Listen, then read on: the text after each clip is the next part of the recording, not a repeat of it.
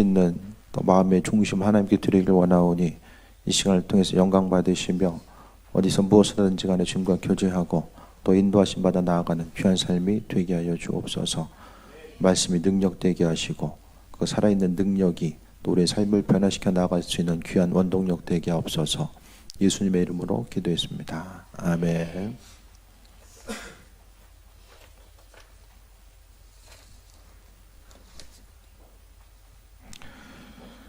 경건 생활을 오늘 성경은 이야기하고 있는데, 경건하게 살아야 된다라고 이야기하면 좀 피부에 와닿는 부분이 좀 있으십니까? 성경 말씀을 통해서 이제 경건하게 살아야 된다, 하나님 말씀을 통해서 신앙인들은 경건하게 살아야 된다라고 이야기했을 때에 이 경건이라는 거, 그러니까 똑같은 용어라고 할지라도 국어서전에 나오는 경건하고 또 이제 신앙생활에 있어서 그 성경에 나와 있는 그 용어 자체가 조금씩은 달라요. 그래서 이제 요즘에는 이게 성경에 나와 있는 단어가 이게 무슨 뜻일까 모르면은 네이버에 검색하면 돼. 그러면은 성경 사전이 친절하게, 일반 사전만 있는 것이 아니라 성경적으로 이제 국어 사전의 의미, 또 성경적인 성경 사전이 있거든요. 성경 낱말 사전이 있어요. 그 낱말 사전을 통해서 친절하게 우리에게 설명을 해줘요. 요즘에는 책도 어려운 책을 읽어도 책이 어려운 거는 용어가 무슨 뜻인지 몰라서 많이 어렵거든요. 근데 그것도 검색을 보면은 다 아는 수가 있어요. 책 볼 시간이 별로 없어요. 그죠? 우리는 잠자기에도 피곤한 그 하루하루를 살기 때문에 책 볼 시간이 없어요. 오늘 본문에 나와 있는 경건, 성경적인 말하는, 성경에서 말하는 경건은 다른 것이 아니라 예수님을 닮아가는 삶에 있어서의 그 총칭이 경건이에요. 경건한 삶을 살아야 됩니다. 이것은 뭐 착하고 선하고 의롭고 뭐 남을 도와주고 피해 안 주고 살아간다, 뭐 여러 가지가 있겠지만 핵심적인 요소는 예수님을 닮아가는 것. 예수님의 그 성품의 핵심적인 내용이 뭐냐라고 했을 때 그것이 바로 경건입니다. 물론 그 위에 이제 상위 개념은 사랑이겠지만은 그 사랑함에 속한 것이 또 이 경건의 모습이 있다라는 거예요. 그래서 믿는 사람들이 세상을 살아감에 있어서 이 경건한 삶의 모습이 분명하게 있어져야 되는데, 이 경건한 삶의 중심은 우리가 하나님 말씀대로 살아감에 대해서 이야기합니다. 내 스스로는 경건함에 대한 기준 자체가 다 달라요. 어떤 사람에게 있어서는 뭐 다른 사람에게 피해 안 주는 게 나름대로 경건하게 산다고 생각하고, 또 어떤 사람은 자신이 할 수 있는 최대한의 노력을 통해서 다른 사람들 도와주는 것 자체가 또 경건이라고 생각하고, 또 어떤 사람에게 그냥 죄 안 짓고 사는 것이 경건이다라고 생각할 수도 있어요. 하지만 우리가 말씀적인 그 기준으로 우리가 경건을 적용해야 되는데, 하나님 말씀을 우리에게 허락하신 이유는 하나님의 백성으로서 온전한 삶을 살게끔 하시기 위해서, 나름대로가 아니라 기준으로, 이 성경의 원어적인 그 중심 자체가 기준, 잣대, 자라는 의미성을 가지고 있어요. 그래서 우리는 자가 이제 하는 역할이 기준을 세우고 뭐 길고 짧은 것, 그것을 이제 나누는 역할을 하잖아요. 그러니까 하나님 말씀에 비춰 보아서 우리가 그 온전한 경건 생활, 또 신앙 생활이 구비되어야 된다라는 것에 대해서 말씀드립니다. 그래서 우리가 하나님 말씀, 그 말씀이 기준을 가지고 있어야지만이 세상 가운데서도 온전한 삶을 살아갈 수 있어요. 그런데 하지만 그 말씀에 대한 기준이 없으면은 세상 가운데 옳고 그름을 분별하기가 점점 더 어려워집니다. 그런 생각 안 드세요? 예전보다는 지금이 가면 갈수록 이게 옳고 그름이 뭔지를 잘 모르게 됩니다.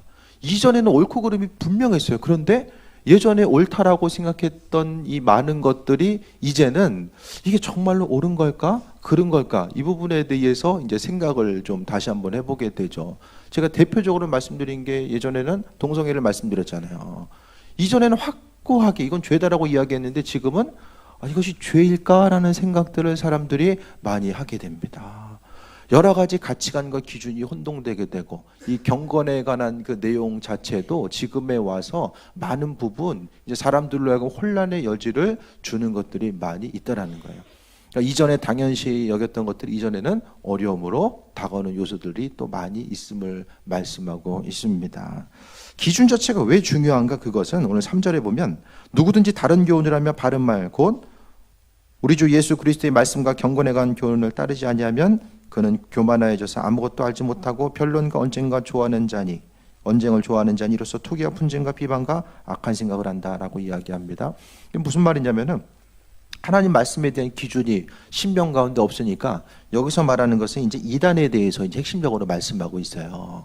본질적인 말씀이 기준이 없으니까 어떤 것이 옳고 그른지에 대해서 분별할 수 있는 분별력이 상실되게 됩니다. 그리고 이것은 이단에 관한 것뿐만 아니라 세상을 살아가는 여러 가지 그 삶의 방식 가운데서도 적용하게 되는데 옳고 그름, 뭘 해야 되지? 그 부분에 대해서 이 중심이 헷갈린다라는 거예요. 예를 들어서 우리가 세상 가운데 살아감에 있어서 올 한 해 가장 많은 시간을 두었던 것이 돈 버는 데 많이 시간을 보냈잖아요. 우리 학생들은 학교에서 공부하는 데 시간을 보내고 또 졸업을 하게 되면은 돈 버는 데 거의 다 시간을 많이 보내게 됩니다.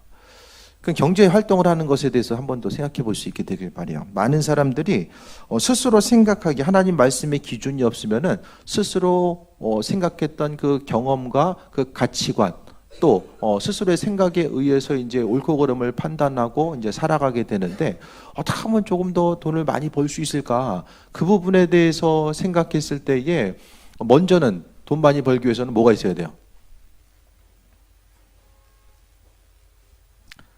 모르니까지 못 버는 거예요. 그렇죠? 기본적으로 좀 자본이 될 수 있는 부분들이 좀 있어야 되잖아요. 그렇죠? 빈손으로 시작하면 그만큼 또 어려울 수밖에 없고 또 내가 하고자 하는 일에 대해서 어떤 정보에 대해서 조금 더 많이 알고 있으면 다른 사람보다 조금 더 앞서갈 수 있는 여지들이 있고 또 그 일들에 대해서 잘할 수 있는 그런 관계성 자체 모르는 것보다는 좀 인맥이 좀 있으면은 조금 더 수월하게 어떤 일들을 행하면서 나아갈 수 있을 거예요. 그 외에도 이제 여러 가지가 있겠지만은 대부분의 사람들이 이런 거 가지고 있는 부분에 대해서 내가 소유할 수 있고 내가 경험할 수 있고 또 내가 알고 있는 그 어떤 부분을 의지하면서 나아가게 됩니다. 하지만 우리가 신앙인으로서 생각해 봐야 되는 것은 믿는 사람들을 천국 백성, 하나님 나라의 백성이라고 이야기해요. 하나님 나라의 백성이라는 것은 우리가 단순히 여기서 살다가 죽어서 그냥 천국에 가는 존재다. 단순히 이것을 이야기하는 거, 이것만 이야기하는 것이 아니라 우리가 천국 백성으로서 세상을 살아간다는 것은 하나님 나라의 시민권을 가지고 이 세상을 살아간다는 거예요.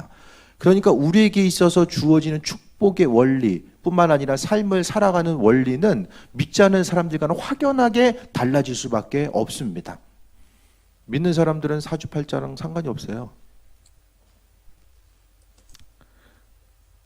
신년 다가온다고 어떻게 하면 이거 한 번 더 볼 수 있을까? 괜히 핸드폰에 어플 뜬다고 거의 기웃거리지 마시고 믿는 사람들은 그때부터 신앙인으로서 우리가 이제 천국 시민이 된 그 순간부터는 그건 아무 상관이 없어요.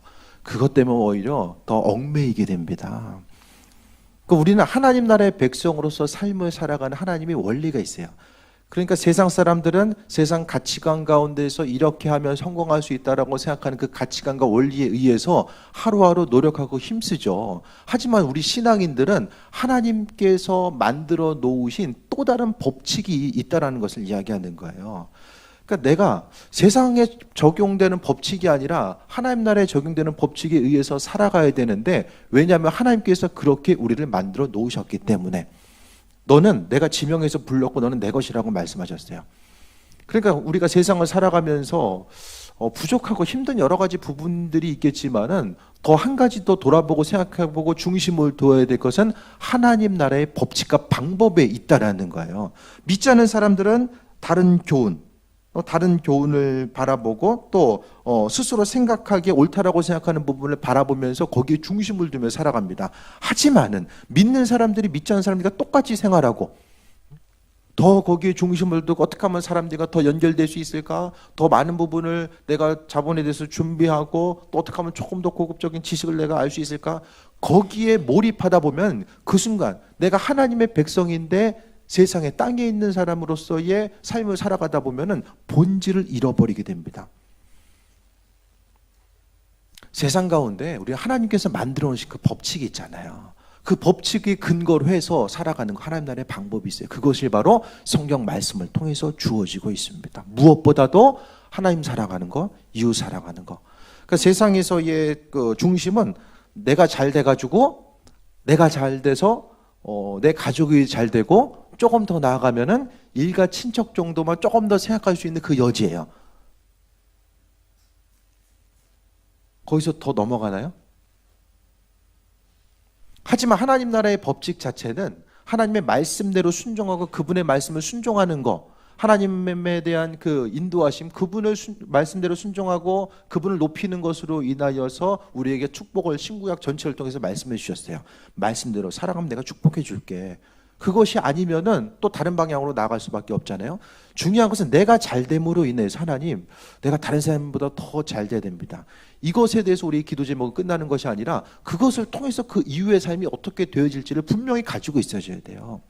나 한 사람으로 인해서 주변 누군가가 더 세워지고 하나님의 영광이 드러나고 또 더불어 살아갈 수 있는 그 공동체를 이루어 나아감에 대해서 말씀하고 있습니다.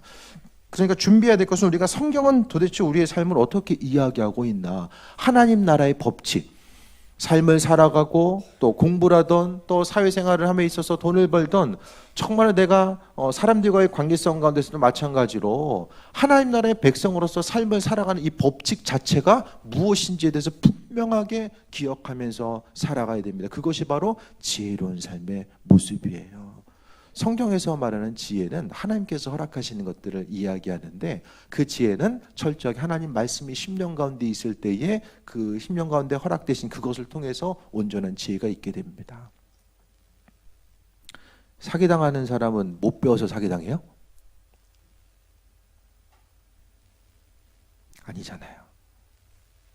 세상적인 지혜와 가치관이 아니라 성경을 통해서 하나님은 신기하게도 정말 하나님 말씀이 쓰여진 것이 3000년 이상 이전부터 쓰여졌음에도 불구하고 그 말씀이 우리가 지금 이 땅을 살아가는 데 있어서 핵심적인 요소로서 적용하고 나아가기 아무 부족함이 없다라는 것을 볼 수 있게 됩니다.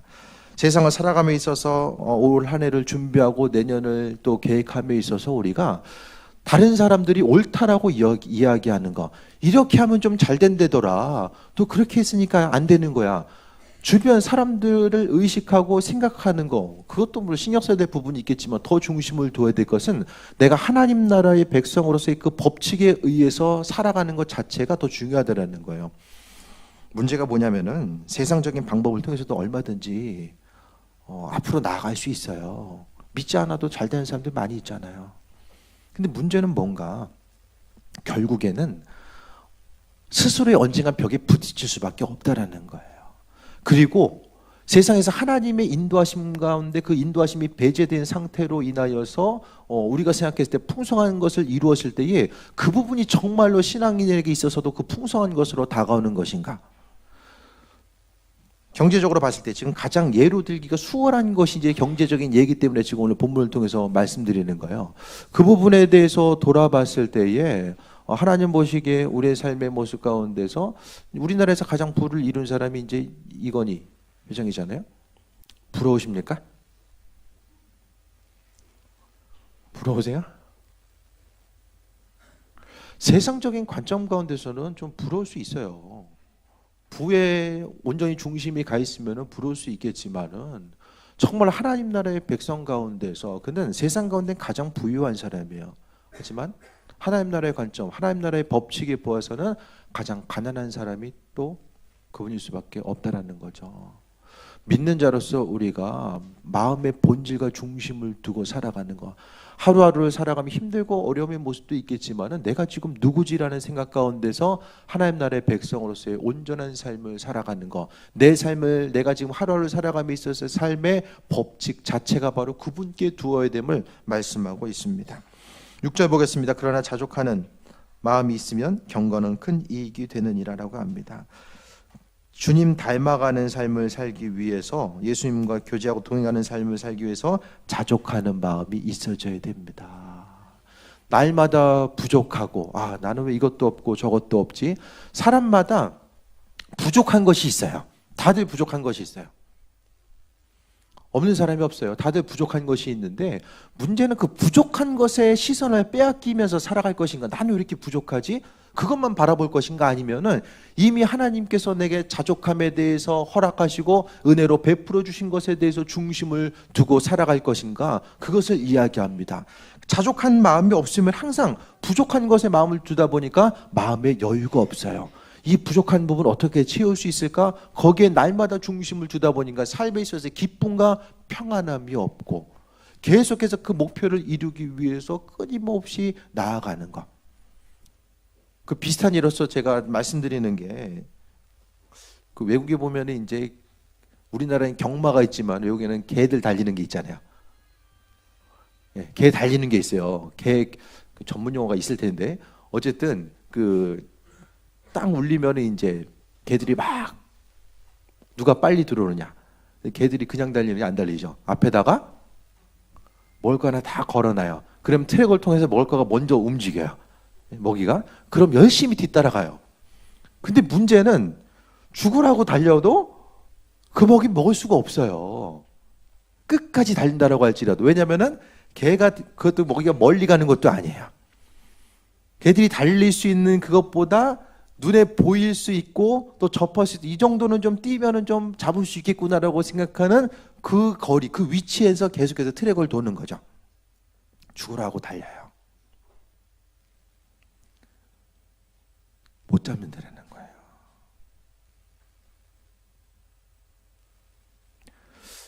개들은 알고 있을 거예요, 분명히.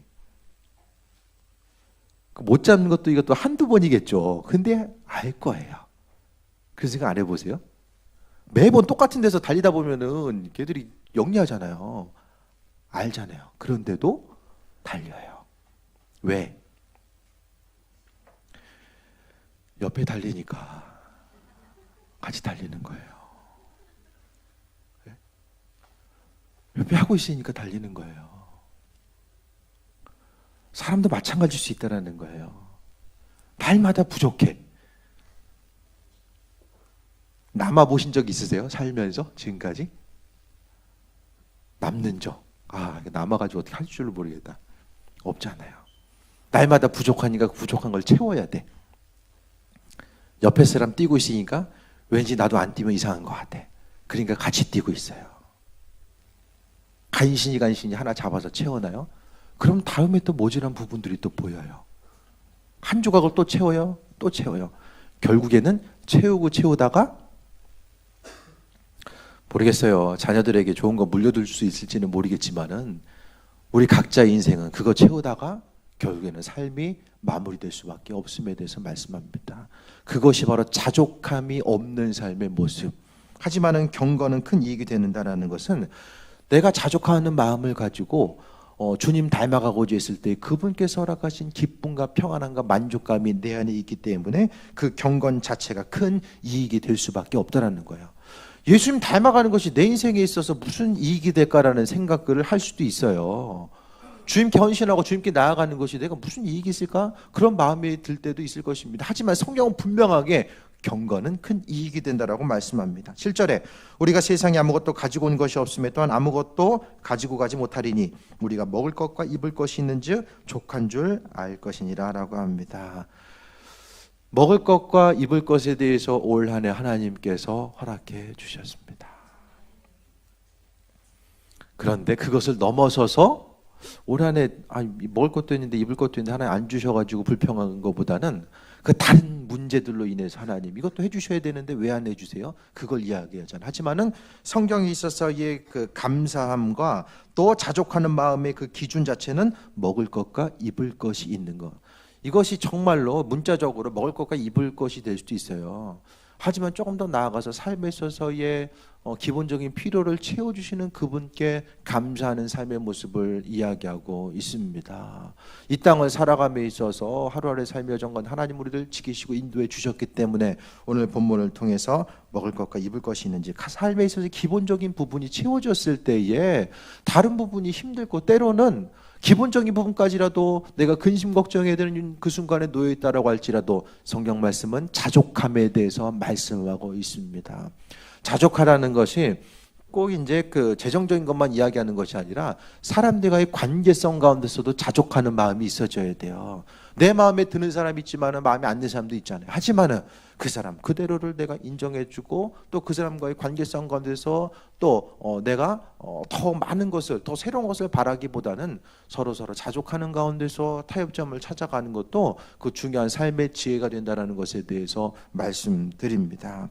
9절에 부하려는 자들은 시험과 올무 여러 가지 어리석고 해로운 욕심에 떨어지나니 곧 사람으로 파멸과 멸망에 빠지는 것이다 라고 합니다. 결국에는 욕심이죠.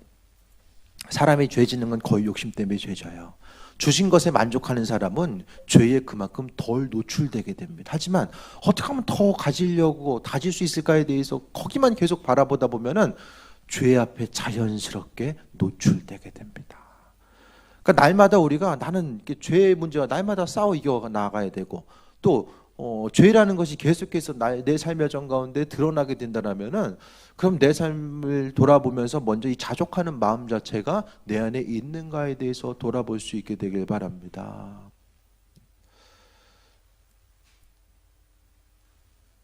신문에서 보니까 단 1,000만 원만 있으면은 상위 25% 안에 드는 삶을 살고 있다라고 해요. 1,000만 원만 있으면 현금 1,000만 원이 아니라 있는 자산 전체의 1,000만 원. 그럼 세계 인구 60억이 넘는 인구 가운데서 상위 25%.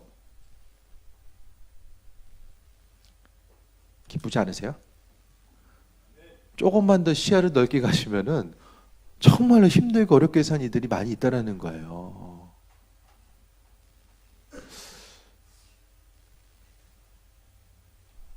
그러니까 믿는 자로서 우리가 세상을 살아가면서 나만 계속 생각해보고 내 주변에 있는 거, 길거리에 있는 사람들은 다 행복해 보이잖아요. 어두워 보여? 길거리 가다가 내 마음이 어두워서 그렇게 보이는 거예요. 대부분의 사람들은 별로 이렇게 근심 걱정 없이 사는 것 같아요. 왜? 모르니까. 근심 걱정 없는 사람이 어디 있어요? 근데 내가 아는 사람들은 다 걱정거리가 있잖아요. 아니까. 자족하는 마음에 대해서 다시 한번 돌아볼 수 있게 되길 바랍니다. 오늘 사도 바울은 디모데에게 부하려고 하면 시험과 올무와 여러 가지 해로운 욕심에 떨어지고 그것으로 인해서 결국 사람이 파멸된다는 것을 이야기합니다. 사람이 사기당하는 것도 왜 사기당해요? 가진 것에 만족하는 사람들은 절대 사기 안 당해요. 더 가지려고 하는 욕심 자체가 사람들 하여금 어려움에 봉착하게 만들게 됩니다. 10절 봅니다. 돈을 사랑함이 일만하게 뿌리가 되나니 이것을 탐내는 자들은 미혹을 받아 믿음에서 떠나 많은 근심으로서 자기를 찔렀도다라고 합니다. 돈을 사랑하는 것, 결국에는 더 넓은 의미에서 봤을 때 눈에 보이는 것, 환경 가운데 보이는 것을 사랑하는 사람들은 결국에는 미혹을 받아서 믿음에서 떠나게 된다라고 이야기합니다. 영적인 것에 관심을 두고 보이지 않는 세계에 관심을 두는 사람들은 믿음 생활에 전념을 하게 나아가되 사람으로 하여금 믿음 생활이 흔들리는 것은 보이는 것을 통해서 중심을 두고자 하고 그것 때문에 욕심 부리다가 믿음으로부터 떨어져 나가게 됩니다. 왜? 더 많이 벌어야 되고 더 움직여야 되니까. 그것 때문에 사람이 믿음으로부터 떨어져 나갈 수밖에 없는 거. 미혹을 받아서, 그러니까 중요한 것은 먼저 씨앗은 내가 가지고 있어요. 물질을 사랑하고 눈에 보이는 것을 사랑하는 것 자체가 그 뿌리가 되는 것이 내가 있고 그 근본적인 것이 있기 때문에 내 안에 있는 씨앗에 의해서 외부에서 주어지는 미혹이 있을 때 내가 반응하게 됩니다. 욕심이라고 하는 반응 인자가 내게 없으면 반응하지 않아요. 그런데 내가 반응한다라고 했을 때 내 안에 어떤 부분이 존재한다라는 거. 사람에 있어서의 약한 부분. 집에서 이제 애가 있는데 만약에 뒤에서 세는 게 더 빨라. 등수를 세는데 뒤에서 하는 게 더 빠른데 여기 가면은 주일날 빠지고 그냥 여기 가서 공부시키면 훨씬 더 그냥 위에서 세는 게 더 빠르대더라. 뭐 예를 들어서 이렇게 있을 때 사람이 욕심이 생기잖아요. 그러니까 사람에 있어서 약한 부분이 누구에게나 존재하게 되는데 내 안에 가지고 있는 자녀에 대해서 스스로 어떤 것을 일으키고 행하고 물론 자녀를 온전한 길로 인도해야 되겠지만은 그 부분이 더 욕심이 돼버리면은 외부에서 들리는 것에 의해서 내가 미혹된다라는 거야. 사람으로서 미혹받고 사단에 의해서 미혹받으니까 결국 그 미혹에 의해서 믿음에서 떠나게 된다라고 이야기합니다. 사단은 내 약한 부분이 뭔지를 너무나 잘 알고 있어요. 어떻게 생각하면 나보다 더 잘 알고 있을 거예요. 그 약한 부분에 대해서 하나님의 말씀과 인도하심, 그 말씀이 기준이 되어서 선과 악을 분별하면서 내가 온전한 지혜가 없으면은 미혹되는데도 미혹되는 줄을 모르면서 살아가는 것이 가장 큰 문제입니다. 그래서 미혹을 받으면은 믿음에서 떠나 많은 근심으로써, 떠나게 되면 결국 많은 근심으로써 자기를 찔렀도다라고 말씀하고 있습니다. 결국에 말하는 것이 사도 바울의 오늘 본문의 핵심 내용은 하나님의 말씀을 통한 경건한 삶을 이야기하고 있어요. 말씀이 있어야지만이 우리가 믿음의 분별력을 가질 수 있어요. 옳고 그름이 무엇인지를 우리가 하나님 말씀이 주어졌을 때에 분별할 수 있다는 거예요. 세상을 살아감에 있어서도 사람들이 이런 얘기 저런 얘기 수없이 많이 이야기하잖아요. 이렇게 하면 잘 되고 이렇게 하면 어려움 당할 수 있어라고 이야기하지만 그 가운데서 우리가 세상 사람들 이야기를 듣는 것보다 훨씬 더 중요한 것은 하나님 말씀은 도대체 내 삶의 여정 가운데 천국 백성으로서 어떤 삶을 어떻게 살아야 되는가, 옳고 그름의 기준이 무엇이고 성공과 실패의 기준이 무엇인지를 성경은 어떻게 이야기하고 있나, 거기에 먼저 중심을 두고자 했을 때에 우리가 세상 가운데 승리하는 삶을 살 수 있어요. 왜냐하면 하나님 나라의 백성으로서 우리를 지명해서 불러주셨기 때문에. 하나님 나라의 백성은 그 삶을 살아감에 있어서 하나님의 법에 의해서 우리가 움직여져요. 하루하루를 그냥 똑같이 살아가는 것 같아도 전혀 다른 방식에 의해서 살아갈 수밖에 없는 것. 세상에서 축복을 누리고 행복한 삶을 살고자 한다면은 세상적인 관점이 아니라 하나님 나라의 기준과 관점을 통해서 볼 수 있게 되길 바랍니다. 그 부분 자체를 돌아봤을 때 하나님의 인도하심이 무엇일까? 내 생각에는 이것만 있으면 잘 될 것 같아요. 로또 맞은 사람 통계 보니까 95%가 불행해졌다라고 이야기하잖아요. 나머지 5%는 일상적으로 직업을 가진, 자신의 직업을 유지하면서 다른 사람들 섬기고 나누는 데 중심을 두었던 5%는 그나마 자신이 가지고 있었던 행복을 유지했지만 95%의 사람들은 그것 때문에 불행해진 거예요. 주어진 것에 대해서 만족하시고 하나님 나라의 백성으로서 또 올 한 해를 잘 마무리하고 내년의 삶도 하나님께서 허락하실 텐데 다 준비하고 계획하는 부분이 있을 거예요. 각각의 삶의 여정 가운데서 하나님 나라의 백성으로서 경건한 삶, 결국에는 이 경건한 삶이 뭐냐? 예수님 닮아가는 삶.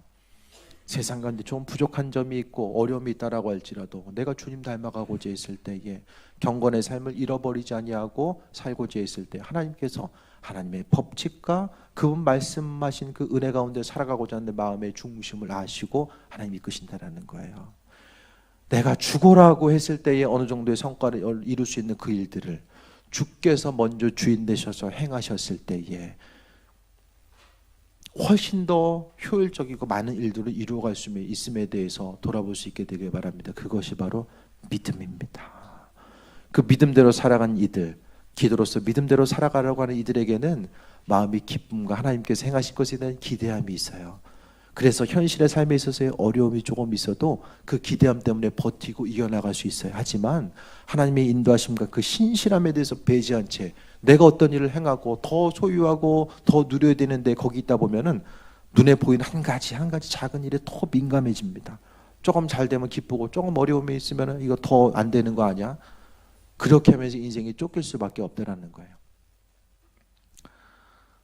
행복한 삶, 주님으로 인해서 행복한 삶이 회복되고 날마다 우리가 몸된 제단 앞에 모였을 때에 그분께서 허락하신 기쁨과 평안함 가운데 서로서로 바라보니까 더 은혜가 되고 주일날 서로서로 바라보면 또 힘과 용기를 얻고 나아가야 되잖아요.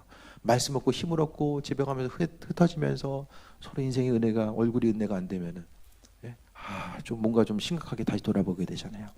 주신 말씀 잘 기억하시고 그 말씀, 경건한 삶, 어떤 특별한 누군가에게 요구된 하나님의 말씀이 아니라 우리 한 사람 한 사람에게 예수님 닮아감이 경건의 삶이고 그것이 바로 우리 삶의 중심과 뼈대가 되었을 때에 나머지는 그분이 행하신다라는 그 믿음과 소망함과 결단이 있어서 그 말씀대로 살아가는 존귀한 삶이 되시길 축원드립니다.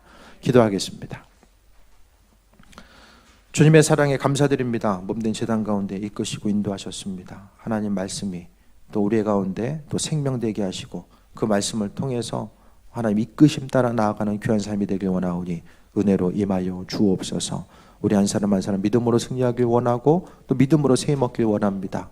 아버지 하나님, 우리를 잡아주시고 또 인간적인 생각에 의해서 고난과 어려움이 올 때에 하나님께서 위로하시고 주의 말씀을 비춰주셔서 이기고 승리하는 귀한 삶이 되게 없어서 예수님의 이름으로 기도했사옵나이다. 아멘.